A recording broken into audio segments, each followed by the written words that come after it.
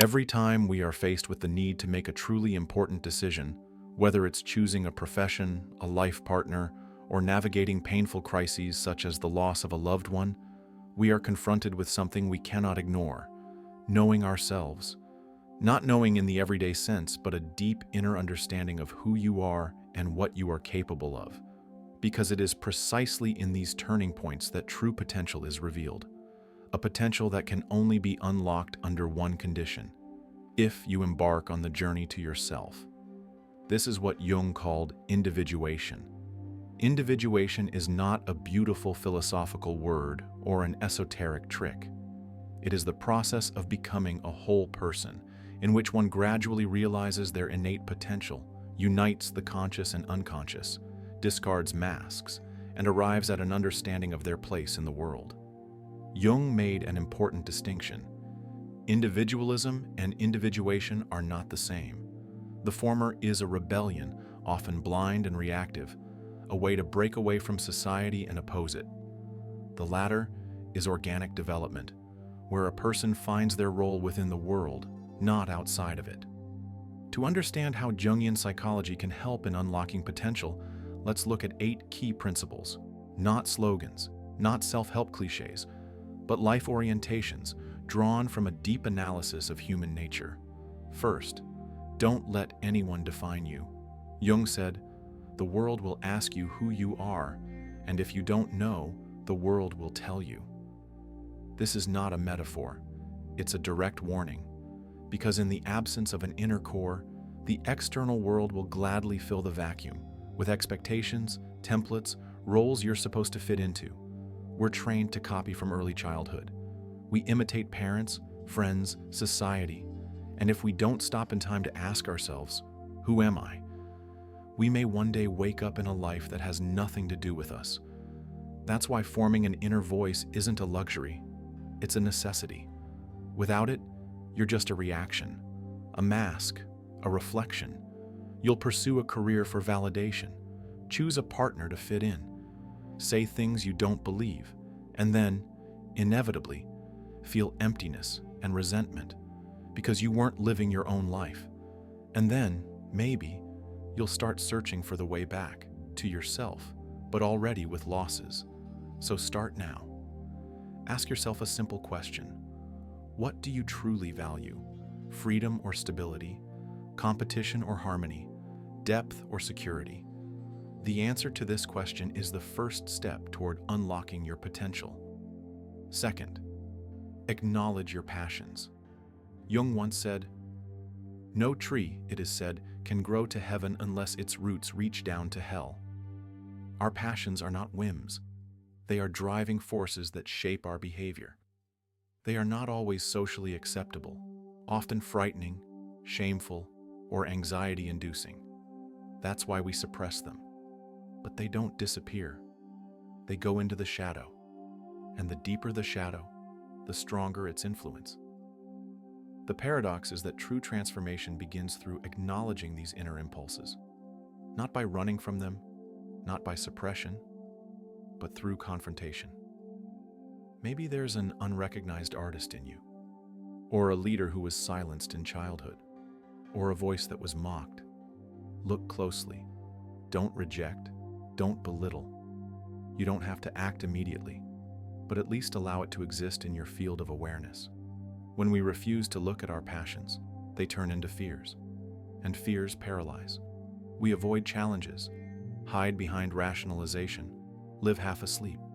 But once we dare to look chaos in the face, the work begins.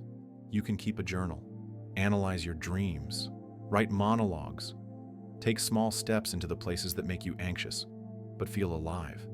Because that's where growth is. That's where the key to unlocking your potential lies. Third, focus on who you want to become, not on what has happened to you. Jung said, "I am not what happened to me. I am what I choose to become." This is a fundamentally important shift. Most people are stuck in their stories, in trauma, in old roles. They become prisoners of events. I'm like this because I wasn't loved. I can't because I never had a chance. I'm afraid because I once failed. Yes, that's part of you, but it's not all of you. The real point of power lies in choice.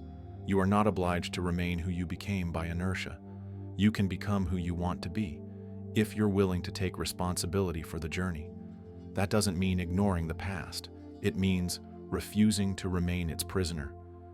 Individuation is exactly that process of integration.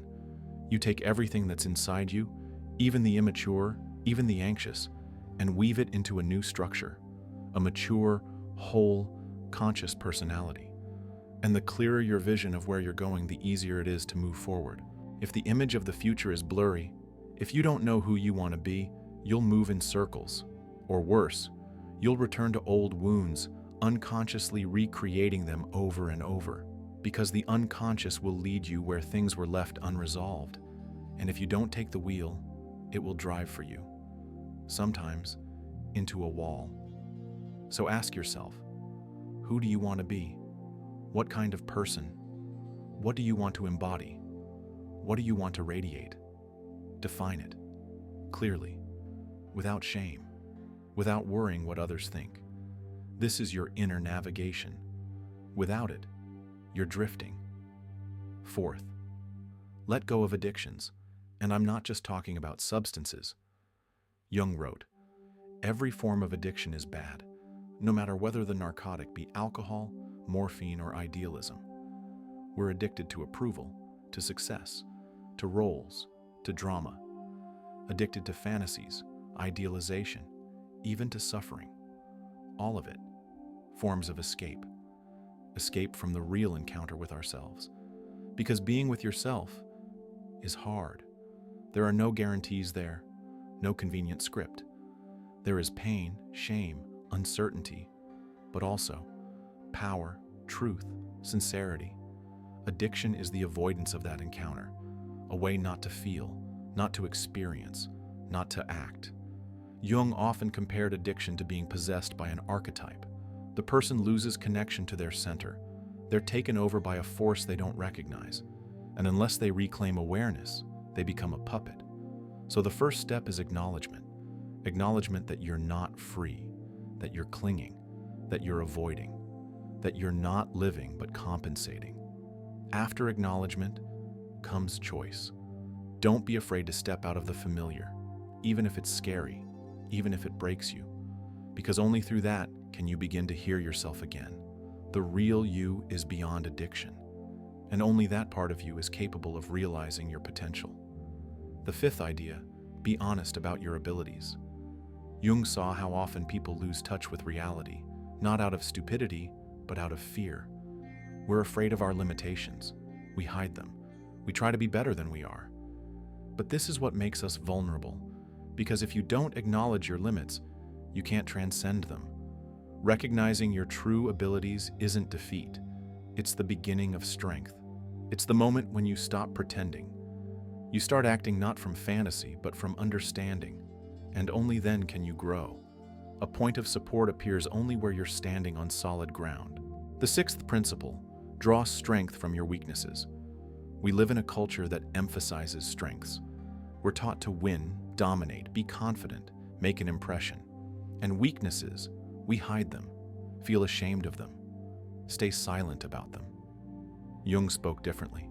He believed that it is precisely in our imperfections that the potential for transformation lies. Weakness is not a defect. It's a part of your architecture. If you're prone to anxiety, it means you're sensitive. If you're stubborn, you're persistent. If you're shy, you know how to listen. It all depends on the direction, on where you apply it. You don't need to fight your nature. You need to understand it and redirect it. Ask yourself, what are you most often criticized for? What embarrasses you about yourself? What qualities are you always trying to fix? Now look at them from another angle. Maybe they're not obstacles, but clues. Maybe they contain the map to your individuality. One person is ashamed of their sensitivity. They were told all their life, don't be so soft. But in truth, they're a natural empath. Their purpose is to be a channel for emotion. Another always drifts off into dreams. They're accused of being detached from reality, but maybe within them lives a poet, an artist, a visionary. Don't chase a universal image of success. It's fake. The only real success is living in accordance with who you are. And for that, you must not reject your nature, but learn it. Work with it. Sculpt it, like an artist, but not deny it. Seventh, find your connection to the infinite. This is not pathos. It's a foundation. Jung said, the main question for a person is their relation to the infinite. He didn't mean just religion. He meant whatever lies beyond our limited eye. What gives us scope, meaning, context. When a person lives only within the frame of their own biography, they get lost. They drown in details, in fears, in routine. They get stuck on what is happening to them. But the moment they lift their gaze, the perspective expands. You are not just a personality with problems. You are part of the great drama of existence. You are included in the vast process of life. You carry not only memory, but evolution. Not only fear, but strength. The infinite is not always God. It can be the universe, the history of humankind, the children you leave behind, article love. It can even be a feeling of reverence before nature, before time, before life itself as a mystery. When you connect with the infinite, your problems don't disappear, but you change. You're no longer a victim. You are a participant, a co-creator in the great process. And then, even the hardest times gain meaning. Even pain becomes transformation. Even fear gains depth. It is an inner shift from isolation to inclusion, from detachment to belonging. Jung knew, without this shift, true maturity is impossible. Only the one who feels part of something greater can fully unlock their potential. Eighth, spend time alone, not to hide, but to hear. Solitude is not a punishment. It's a space where you finally meet yourself. Without noise, without other people's voices, without social roles, just you and your essence. Jung wrote that solitude is a condition for inner growth. Only in solitude can we hear what supports us when it seems there is no strength left. Only in silence are the answers born, answers that cannot be found in chaos. Only in solitude do we begin to distinguish what is imposed and what is true. But solitude is frightening because it exposes you. It strips away protections. It brings out everything that was repressed. But that is its power. In solitude, you can ask yourself the most important question. What gives me meaning? And perhaps for the first time, you'll hear the answer. It could be nature, creativity, a walk by the lake, a childhood memory, a sudden thought arising from nowhere. It could be something small, but true, and that will become your anchor, something you'll return to when the storm begins again. It's important to understand, the path of individuation is not about a perfect life. It's not about becoming the best version of yourself in the Instagram sense. It's about becoming yourself, authentic, whole, without makeup, without filters. It is work, it is discipline, it is courage to look deep when you want to run. But the reward is life, not mere existence, not survival, but a real, rich, multi-layered life. One where you feel, breathe, create, love, where your fears don't disappear, but you know how to speak to them, where pain doesn't destroy, but deepens, where you're no longer afraid to be yourself. You know who you are, you know why you are, and you know that even if everything disappears, you will remain, because you're not a mask, not a reaction, not a function, but a consciousness, a person, a spark of meaning. And even if it sounds grandiose, that's the essence. Everything else is details. Potential is not in skills, not in success, not in status. Potential is in the ability to be alive, present, real. So pause. Look inward. Listen. Reflect on who you were, who you've become, and who you want to be. Don't fear strange questions. Don't fear anxious thoughts. All of this is material for your transformation. All of this is fuel for growth. Jung once said, "We do not become enlightened by imagining figures of light, but by making the darkness conscious." And it is in that darkness that you find what you need, not to conquer, but to understand, to accept, to include, and become who you truly are.